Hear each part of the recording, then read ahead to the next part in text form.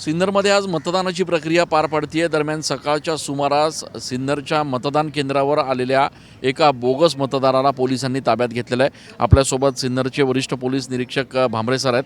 Bhambare sir, नेमकी काय घटना घडली, आता काय माहिती आहे आपल्याकडे? केंद्राध्यक्ष यांच्याकडून तक्रार प्राप्त झालेली आहे, ती तात्काळ दाखल करून पुढील कारवाई करीत आहोत। त्याला आम्ही ताब्यात घेतलेलं आहे बोगस मतदाराला, आणि पुढील त्याच्यावर जी कायदेशीर ती जी फिर्याद देतील केंद्राध्यक्ष, त्या पद्धतीने आम्ही दाखल करून कारवाई करीत आहोत। आणि सर्व ठिकाणी आमचा बंदोबस्त अलर्ट आहे।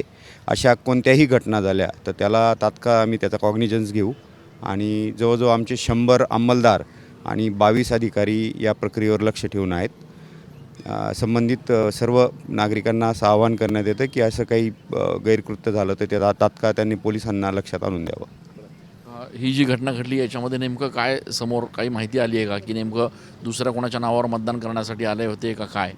हो, बरोबर आहे। त्याचं दुसऱ्याच्या नावावर तो मतदान करायला आला होता असं प्रथमदर्शनी दिसून येत आहे। आता त्यांनी दिलेल्या तक्रारीप्रमाणे आम्ही BNSच्या सेक्शन 174 प्रमाणे तो गुन्हा दाखल करत आहोत।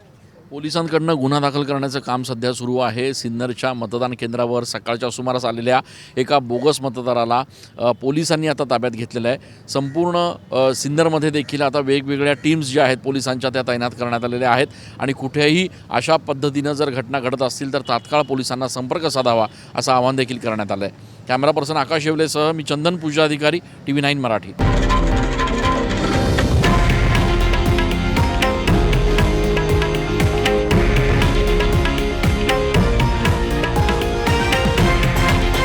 हे आहे देशातील नंबर 1 न्यूज नेटवर्क, आणि आपण पाहत आहात TV9 मराठी, एकमेव।